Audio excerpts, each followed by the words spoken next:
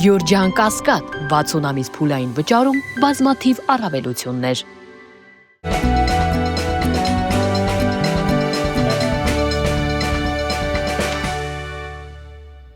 Բարև ձեզ։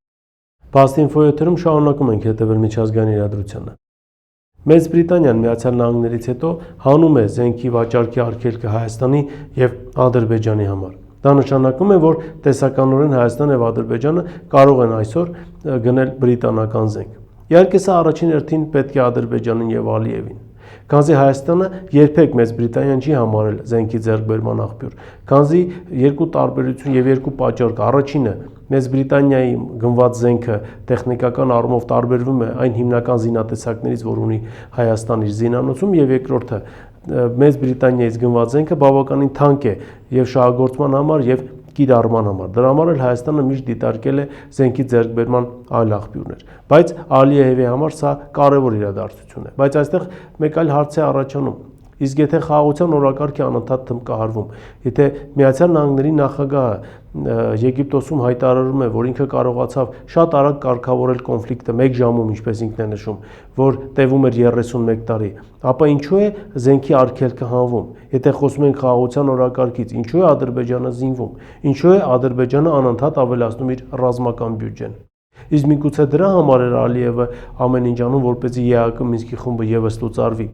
Քանզի օգոստոսի 8-ից հետո Հայաստանը որևէ երաշխիք չի ստացել միջազգային որևէ աշխարհաքաղաքական կենտրոնից կամ պետությունից։ Տրամպի WhatsApp-ի համարը բավարար չէ Ադրբեջանին զսպելու համար։ Ադրբեջանը այսօր կարողանում է լայնամասշտաբ զինվել, Ադրբեջանը այսօր ավելացնում է իր ռազմական բյուջեն։ Դրան զուգահեռ Հայաստանը անընդհատ խոսում է խաղաղության մասին եւ կրճատում ռազմական ծախսերը։ Ով է բռնելու Ալիևի ձեռքը, երբ ինչ որ մի պահի հասկանալով, որ այլևս կարող է կուլ տալ Հայաստանը կամ գոնե առնվազն Սյունիքի մարզը, Ալիևը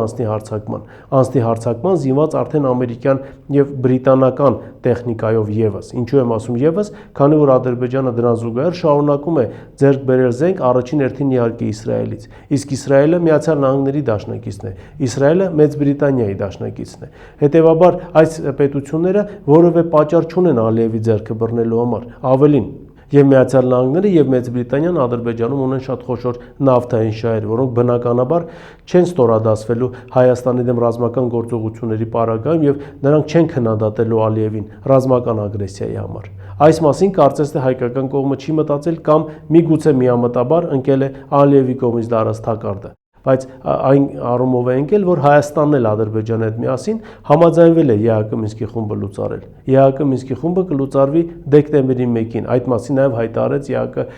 ղեկավարը Հայաստան կատարած իր այցի ժամանակ։ Եվ այս պարագայում հասկանալի չէ, թե որն է լինելու Հայաստանի Հանրապետության անվտանգության երաշխիքը եւ որ պետությունն է լինելու այդ անվտանգության երաշխիքը։ Ավանդական կապերը անվտանգություն ապահովող պետությունների կամ գոնե տեսականորեն անվտանգություն ապահովող պետությունների հետ կտրվել են։ Հայաստանը մտել է մի միջավայր, որ խորթ է իր համար, դա թուրքական աշխարհն է։ Հայաստանին տանում են թուրքական աշխարհ լավ լինելու ապագայում խոստումով, բայց իհարկե առանց որևէ երաշխիքների։ Մենք կտրում ենք բոլոր կապերը մեր ավանդական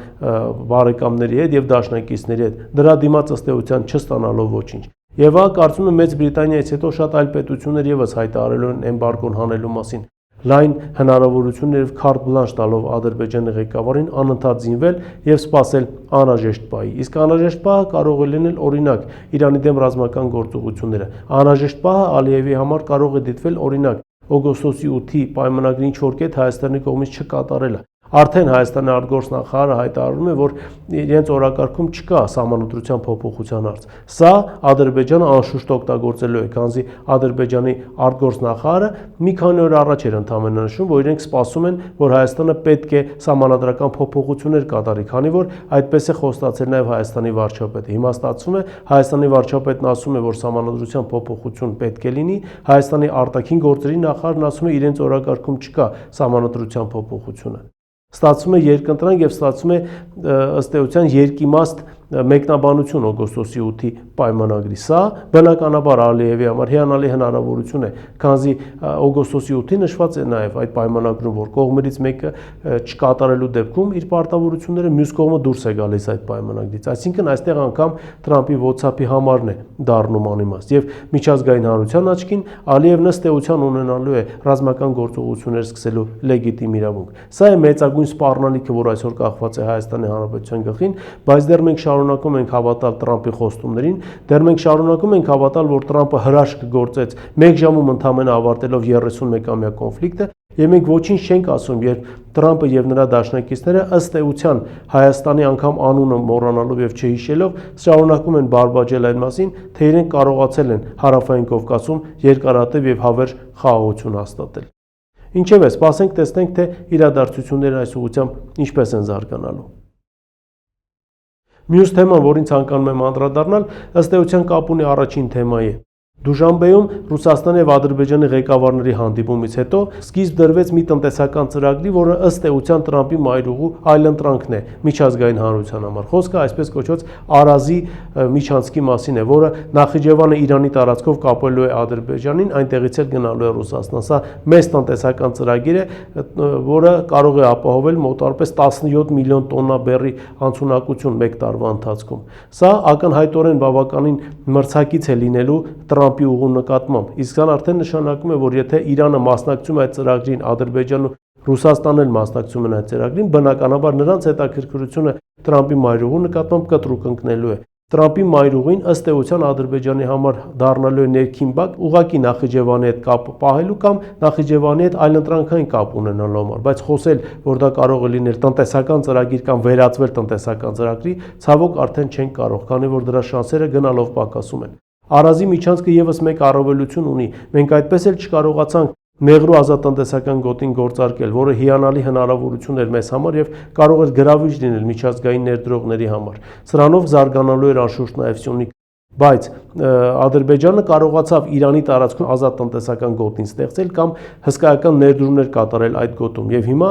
Իրանը այդ առումով ավելի գրավիչ է եւ Արազ տնտեսական գոտին բնականաբար ավելի գրավիչ է դառնում։ Նոյեմբերի 9-ով մենք Ռուսաստանին ըստ էության մերժելով նոյեմբերի 9-ը Ռուսաստանին զրկեցինք ճանապարհների նկատմամբ որևէ հսկողություն կամ ազդեցություն ունենալու հնարավորությունից կամ գոնե մասնակցելու այդ հնարավորությունից։ Դրան զուգահեռ Ռուսաստանի եւ Ադրբեջանի փոխվարչապետները Օվերչուկը եւ Շահին Մուստաֆայևը, որ համարվում է եւ հանդիսանում է նաեւ Մեհեր Գրիգորյանի հետ բանակցող գլխավոր անձը, այդ պահին նաեւ ստորագրում են Արազի միջանցքի մասին պայմանագիրը։ Այսինքն այն պայմանագիրը, որը պետք է ստորագրվեր նոյեմբերի 9-ով Հայաստանի, Ռուսաստանի եւ Ադրբեջանի միջեւ, ստորագրվում է Ռուսաստանի, Ադրբեջանի եւ Իրանի միջեւ։ Իրանն էլ սուս-փուս իր ծրագիրն է առաջ տանում։ Դրանով է նաև պայմանավորված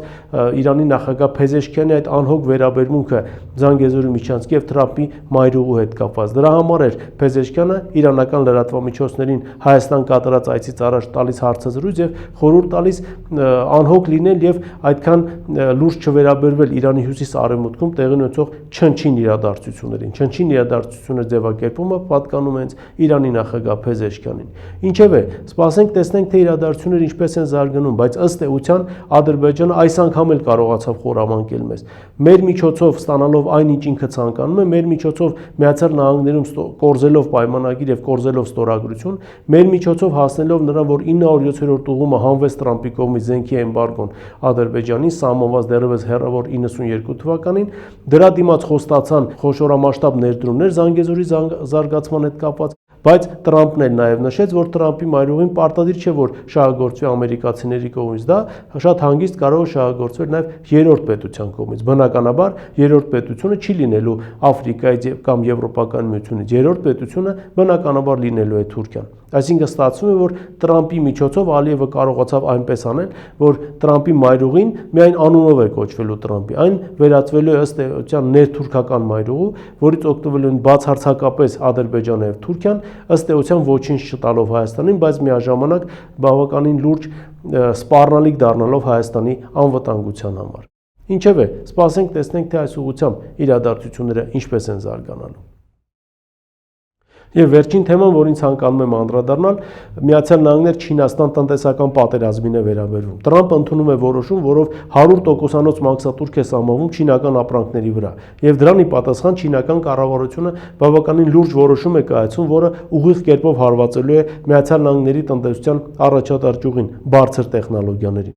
Չինաստանը ընդլայնում է հազվագյուտ մետաղների ցանկը, որոնց վրա կա էմբարգո Միացյալ Նահանգները արտահանելու։ Բացի այդ, չինական կառավարությունը ավելի առաջ է գնում եւ արգելք է դնում նաեւ այլ պետություններում գտնվող հանքերի վրա, որոնք գտնվում են չինական կառավարության հսկողության ներքո։ Այսինքն այդ հանքերից եւս Միացյալ Նահանգներ չեն կարող հազվագյուտ մետաղներ արտահանել։ Փորձագետները նշում են, որ մոտ ապագայում Չինաստանը մեկ այլ շատ կարևոր որոշում կկայացնի, որը կրկին մեծապես կազդի Միացյալ Նահանգների տնտեսության վրա։ Որոշում է կայացում, որով էմբարգո է դրվում նաև այն տեխնոլոգիաների վրա, որոնք կարող են օգտագործվել այդ մետաղները վերամշակելու համար։ Իսկ հազվագյուտ մետաղները, որոնց մասին խոսում է միջազգային մամուլը, ուղիղ կապ ունեն բարձր տեխնոլոգիաների հետ։ Դրանք եւ հեռախոսների արտադրության համար անհրաժեշտ կուտակիչների համար է օգտագործվում եւ էլեկտրամեքենաների համար է օգտագործվում։ Իսկ հաշվի առնելով, որ այսօր էլեկտրամեքենաների արտադրությամբ Չինաստանը առաջատարն է շուկայում լուրջ մրցակցություն ապահովելով եւ սահմանելով Միացյալ Նահանգների համար, սա եւս հարվածելու է Միացյալ Նահանգների տնտեսության այդ ճյուղին։ Վստահ ենք, որ այս քայլերից հետո Տրամպը բնականաբար նահանջ է անելու եւ բնականաբար թուլացնելու է ճնշումները Չինաստանի նկատմամբ, բայց Միացյալ Նահանգների իշխող վարչակարգը ըստ էության կարծես թե դեռ չի հասկանում, որ միաբևեռ աշխարհակարգը վաղուց արդեն անցել է։ Չինական տնտեսությունն այսօր փաստացի համարվում է համար առաջին տնտեսությունն աշխարհում եւ Չինաստանն է այսօր տնտեսական օրակարգ թելադրում ողջ համաշխարհային տնտեսության համար։ Այս թեմաներն էին, որոնց այսօր ես ցանկացա անդրադառնալ, այսօր այսքանն է, շնորհակալություն, կհանդիպենք եթերում։